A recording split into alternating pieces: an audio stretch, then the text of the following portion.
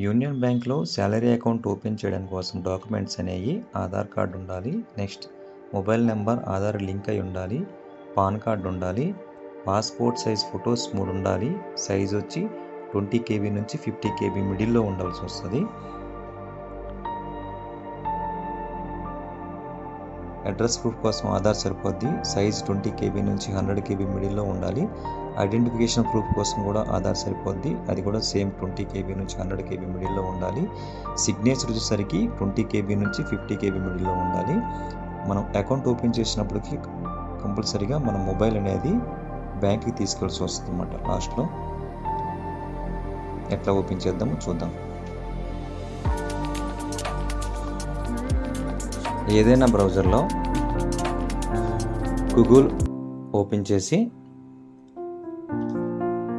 దాంట్లో union bank of India account opening అని type చేసినాక ఫస్ట్ వచ్చే లింక్ అకౌంట్ ఓపెనింగ్ మెయిన్ అని ఉంది కదా, దానిపైన క్లిక్ చేయండి. ఇలా ఇంటర్ఫేస్ ఓపెన్ అవుతుంది. దీంట్లో సేవింగ్ అకౌంట్ అని ఓపెన్ చేయొచ్చు, లేకుంటే పెన్షన్ అకౌంట్ కానీ శాలరీ అకౌంట్ కానీ ఏదైనా ఓపెన్ చేయొచ్చు. శాలరీ అకౌంట్ కాబట్టి USSA1 అకౌంట్ శాలరీ అకౌంట్ కింద వస్తుంది.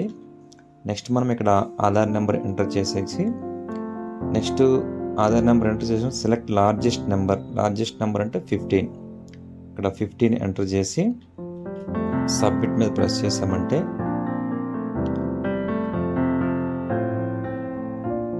ఆటోమేటిక్గా మనకి ఏదైతే మనకి లింక్డ్ మొబైల్ నెంబర్ ఉంటుందో ఆధార్కి, దానికి OTP ఒకటి వస్తుంది.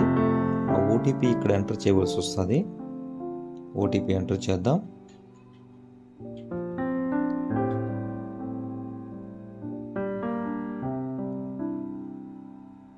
OTP ఎంటర్ చేసేసి నెక్స్ట్ వ్యాలిడేట్ OTP మీద క్లిక్ చేద్దాం.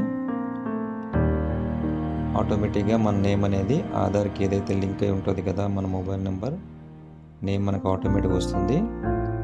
బట్ ఫాదర్ నేమ్ అనేది మదర్ నేమ్ అనేది మనము టైప్ చేయవలసి వస్తుంది అనమాట. Father name next mother name అట్లనే మదర్ నేమ్ టైప్ చేస్తాం. మన డేట్ ఆఫ్ బర్త్ అనేది ఆటోమేటిక్గా వస్తుంది. నెక్స్ట్ మన జెండర్ కూడా ఆటోమేటిక్గా వచ్చేస్తుంటుంది. మన mobile number, email ID, pan number ఇవన్నీ కూడా మనం టైప్ చేయవలసి వస్తుంది. అన్నీ ఇచ్చినాక మనకి ఇక్కడ ఎక్కడైతే మనం ఓపెన్ చేయాలనుకుంటున్నామో ఆ స్టేట్ సెలెక్ట్ చేయాలి. పాన్ నెంబర్ ఇద్దాం.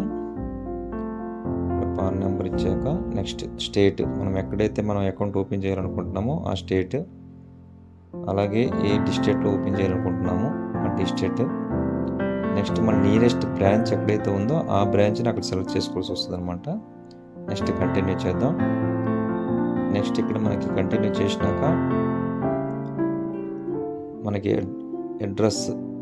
అడ్రస్ మనం ఏదైతే ఉందో మన అడ్రస్ మనం అక్కడ టైప్ చేయవచ్చు. మా అడ్రస్ యాజ్ ఇట్ ఈస్గా ఇచ్చేసేయండి.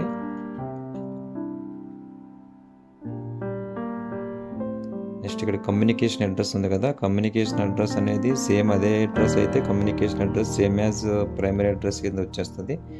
లేదు అని అంటే మనము కమ్యూనికేషన్ అడ్రస్ కూడా మనం సపరేట్గా టైప్ చేయాల్సి వస్తుంది అనమాట. కంపెనీ శాలరీ అకౌంట్ కాబట్టి కంపెనీ డీటెయిల్స్ ఇచ్చేస్తున్నాను ఇక్కడ, మీరు కూడా అట్లా ఇచ్చేసేయండి.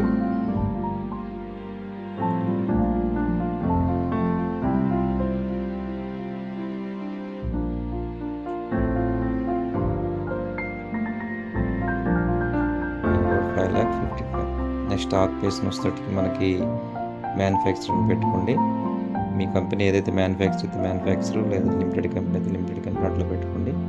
నెక్స్ట్ మంది క్యాస్ట్ వచ్చేసి జనరల్, నేషనాలిటీ హిందీని పెడతారు కదా, నెక్స్ట్ జనరల్ పెట్టుకోండి. యాన్యువల్ ఇన్కమ్ వచ్చేసి 1 lakh to 5 lakh పెట్టండి. Source of income salary, net worth వచ్చి less than 10 lakhs.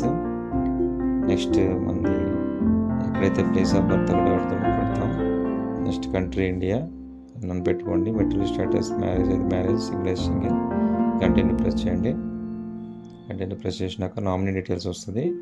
Nominee details మీకు ఎవరైతే నామినీ ఇవ్వాలనుకుంటున్నారో నామినీ డీటెయిల్స్ ఇచ్చేసేయండి. మీ అమ్మగారిది ఎవరైతే వాళ్ళది. Next nominee details same as primary address కింద పెట్టేయండి. నెక్స్ట్ నామినీ మనకి ఇప్పుడు ఇక్కడ ప్రింట్ పాస్బుక్ పై నామినీ ఉండాలా అంటే టిక్ మార్క్ పెట్టుకోండి. ATM card, debit card, mobile banking కావాలనుకుంటే మొబైల్ బ్యాంకింగ్ కంటిన్యూ చేసినాక ఇక్కడ మనకి కస్టమర్ ఫోటోకాపీ ఏదైతే ముందు చెప్పానో దాని యొక్క సైజ్ చూసుకోండి. ఎగ్జాక్ట్గా అంతే సైజ్ ఉండాలి. ఇక్కడ ఫోటో బ్రౌజ్ చేయండి. ఫోటో బ్రౌజ్ చేసినాక నెక్స్ట్ మనకి కస్టమర్ సిగ్నేచర్ ఒకటి ఉంటుంది. సిగ్నేచర్ కూడా బ్రౌజ్ చేసుకుని సిగ్నేచర్ కూడా పెట్టండి.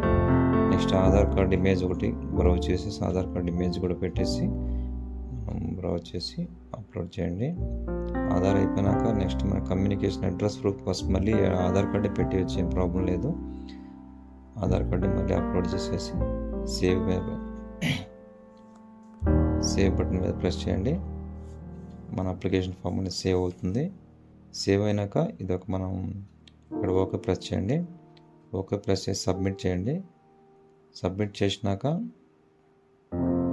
మనకి అప్లికేషన్ ఫామ్ డౌన్లోడ్ చేసుకొని ఈ డౌన్లోడ్ చేసుకున్న అప్లికేషన్ ఫామ్ అనేది మనం ఏదైతే బ్రాంచ్లో అకౌంట్ ఓపెన్ చేసామో ఆ బ్రాంచ్కి ఈ అప్లికేషన్ ఫామ్ తీసుకెళ్ళాలి. 3 photograph, passport size photos 3, next Aadhaar card original, pan card original తీసుకెళ్తే వితిన్ 5 minutesలో మీకు అకౌంట్ అనేది జనరేట్